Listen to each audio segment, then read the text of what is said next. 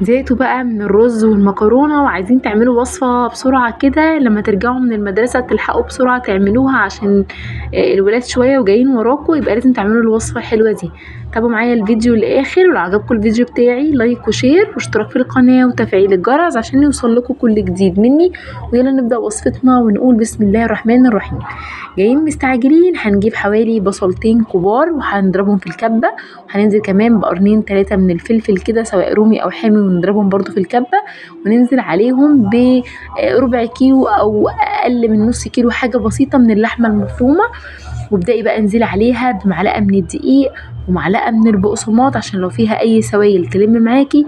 وابدأي بقى انزلي عليها برشة ملح ورشة فلفل اسود وتوم بودر وبصل بودر، كل ده بقى معلقة صغيرة مليانة. توم بودر، بصل بودر، بهارات لحمة 7 بهارات، جوز الطيب، جنزبيل، قرفة، التوابل اللي بتحبيها، وبابريكا طبعا عشان تدينا اللون الحلو المحمر ده. التوابل اللي اللي بتحبيها ضيفيها، وابدأي بقى امسكي الحاجات دي كلها اعجنيها كده كلها مع بعضيها. ولو اللحمه بتاعتك يعني سمينه فيها دهون ما تحطيش اللي انا هحطه ده. انا هحط ايه دلوقتي؟ انا هحط معلقتين من السمنه عشان اللحمه بتاعتي حمرا وما فيهاش دهون خالص. فلو اللحمه ما فيهاش دهون انزلي عليها بمعلقتين كبار من السمنه. اللحمه فيها دهون يبقى خلاص نكتفي بالدهون اللي موجوده في اللحمه، ما ننزلش عليها بسمنه. وابتدي بقى اخد كل المكونات الحلوه دي اعجنها كويس جدا مع بعض.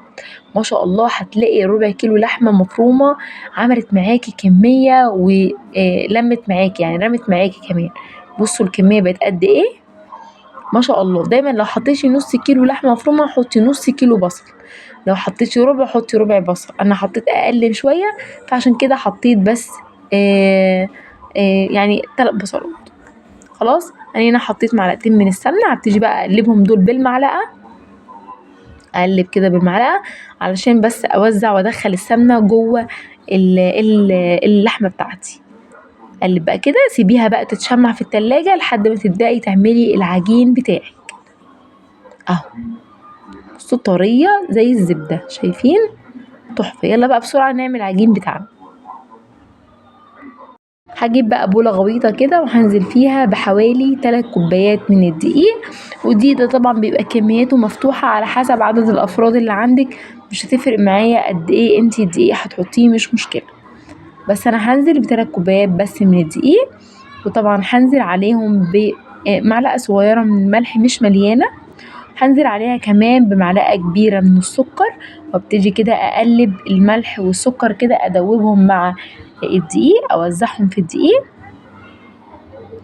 وبعد كده كمان هبتدي انزل بكيس من الخميرة الفورية، بقلبهم بس كده بوزعهم زي ما قلتلكم. وهنزل بقى بكيس من الخميرة الفورية كده، وابتدي بقى ايه انزل بمية دافية او مية من الحنفية.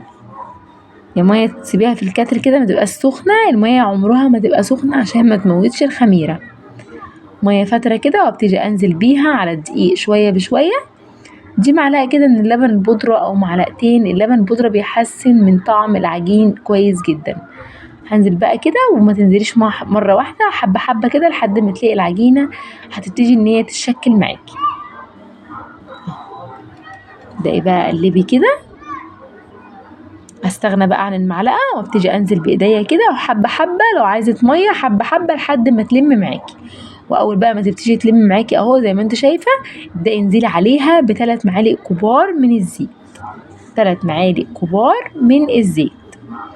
في الاول هنحس ان العجينة بتتقطع منك كده، بتتفتل مش مجمعة، بس اعجني فيها. كل ما تعجني فيها كل ما هتطول، يعني مش هتطول معاكي في التخمير، هتخمر معاكي بسرعة.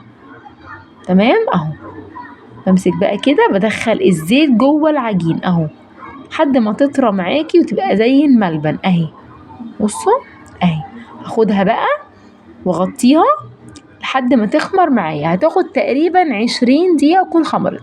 شايفين ما شاء الله اختمرت ما شاء الله، بقت عاملة ازاي ما شاء الله، يعني هشة وجميلة. بس قبل ما انزلها هديها رشة كده من الدقيق على الرخامة بتاعتي عشان ما تلزقش. وابتدي بقى ان انا اخدها وابتدي ان انا اقسمها على حسب العدد اللي انا هعمله او الصواني اللي انا هعملها اهو. شايفين ما شاء الله عليها مختمرة وزي الفل. ما تسيبيش العجينة تخمر زيادة عشان الحاجة لما بتخمر زيادة ما بتبقاش حلوة. تمام. هبتدي بقى ان انا اخدها كده واكورها على حسب الصينية او على حسب انا عايزة الرغيف بتاعي قد ايه. دي اسرع وصفة غدا ممكن تعمليها وانت راجعة مستعجلة وعايزة تخلصي بسرعة، ما بتاخدش معاكي وقت خالص. اهو بتيجي بقى اقسم كده، قسمي بسكينة، قسمي بايديكي على حسب بقى انتي عدد الافراد كمان عندك قد ايه، قسمي زي ما انت عايزة. تمام. ادي الحشو خلصناها زي ما انتوا شايفين، وادي العجينة اختمرت بالظبط في تلت ساعة. يعني الوصفة كلها مش هتاخد معايا ساعة زمن بالتسوية وهتبقى جاهزة معاكي. عشان كده بقولك دي من الوصفات السريعة اللي تنفعك جدا وانتي راجعة من الشغل، وانتي جايبة العيال من المدرسة، متاخدش وقت خالص.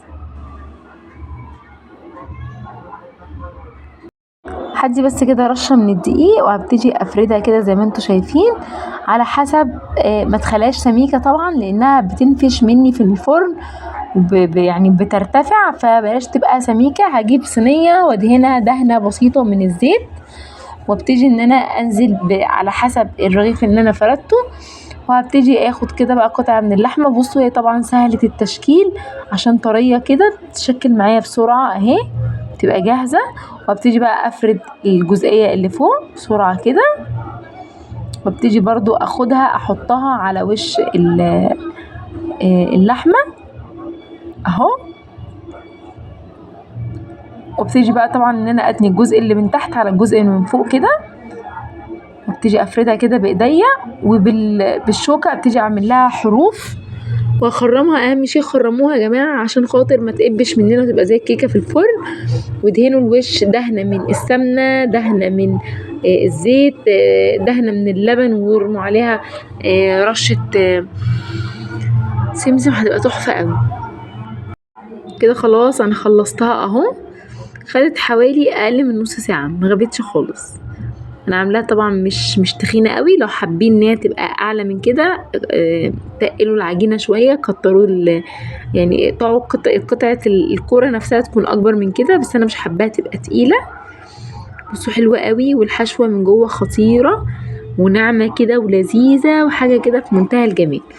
اتمنى يا رب يكون الفيديو بتاعي عجبكم. لو عجبكم الفيديو بتاعي ما تنسونيش في لايك وشير واشتراك في القناة وتفعيل الجرس عشان يوصل لكم كل جديد مني. اشوفكم ان شاء الله في وصفة جديدة، والسلام عليكم ورحمة الله وبركاته.